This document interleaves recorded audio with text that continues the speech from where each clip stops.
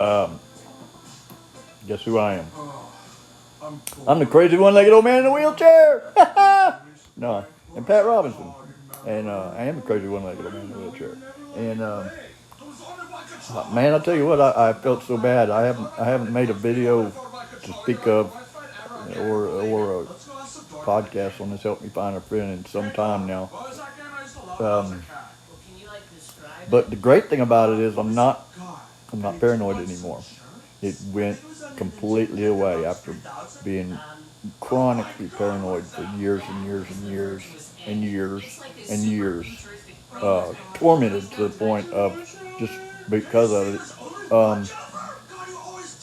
They got me on some medicine, and it has completely taken it away.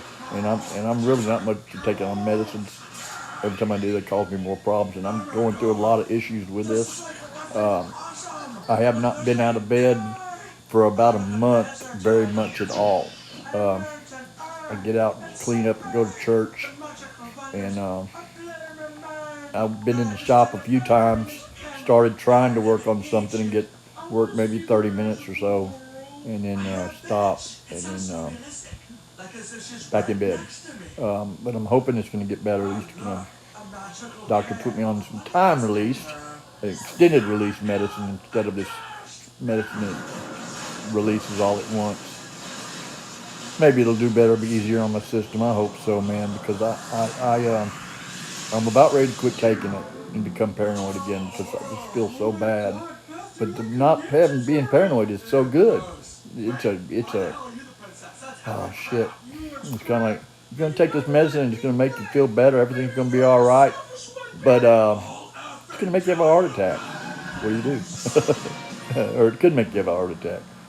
Could cause and we still take them.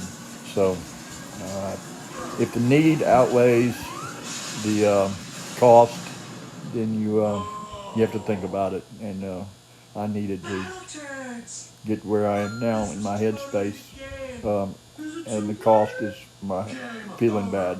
So we're gonna keep trying. But anyway, help me find a friend. Um, I go to church, and I've really met some really cool people.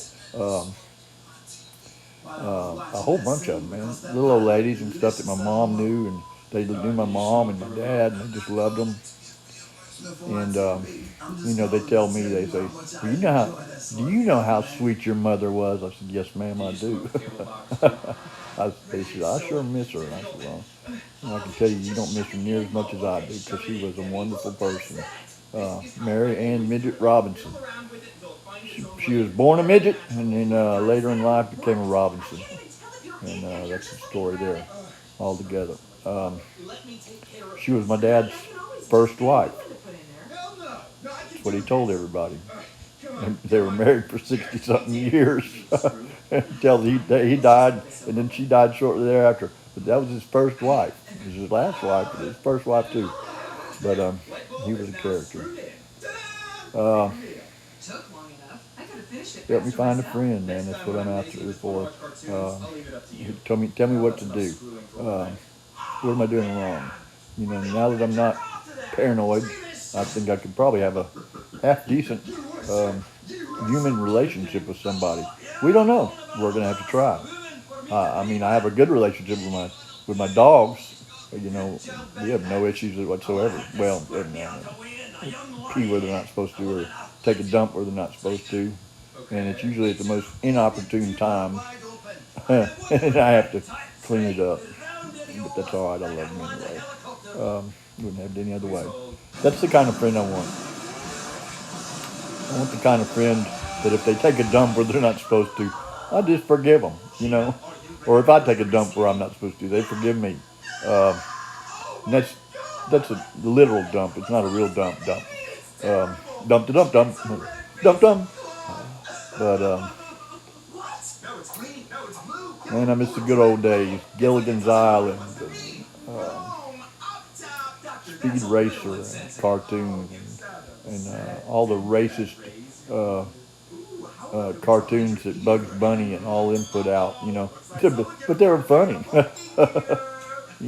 We didn't have we didn't have those thoughts in our heads back then about racism because we weren't even thinking about it. We didn't know anything about racism. We had no idea what the heck is racism. If you asked me that, I never met a black person until I was in second grade. I was in second grade in Chicago, Illinois, when they started busing the black kids to the different schools from out of the neighborhoods. Well, Roy, he was the first black boy I'd ever met in my life. Me and him were real good friends. Roy used to always bring hard-boiled eggs to school, and they stunk like high heaven when he'd get them out of his lunchbox. But he didn't care. he didn't care at all. But that was the first black person I ever met. And since then, he met a few, met a few more, especially in Shreveport, Louisiana. You're gonna meet one or two. Uh, and I still don't have a racist bone in my body. You know, I am. Can't even think. I am opinionated. I have my opinions on things, and my opinions are my opinions, and I'm very strong about them. I told the lady about a study that wanted me to be in, and I kept trying to get in touch with them, and get in touch with them, get in touch with them. And she finally got back to me, and I said, you know what? She said, you want to continue this? I said, no, I sure don't. And she said, why not? I said, because I've set up new rules in my life, and that is when you continually do something over and over and over that I don't like, that I'm going to cut you out. And so that's what I did. And I don't know, that may not be good to help me find a friend, or it may help me set up good boundaries to find a friend. But she said, what, what? And I said, look, I've left you emails, left you texts, called you, left you more emails, left you more texts, called you. And then finally you get back to me today. I said, it's been a month and a half I've been trying to get in touch with you. I said, so you don't, I said, do you even monitor your study that you're doing, or you just leave it out there and let it run and see what happens? I said, because that's not the kind of thing I want to be involved in today. So anyway, so I'm sending that equipment back, and she kind of understood. I said, look, I'm not living that way today, man. The way I live today is, burn me once, okay, burn me twice, maybe all right. But if it goes on more than that, and it's just a continual thing, and it's your MO, I said, I don't want nothing to do with it. Nothing personal. That's just me.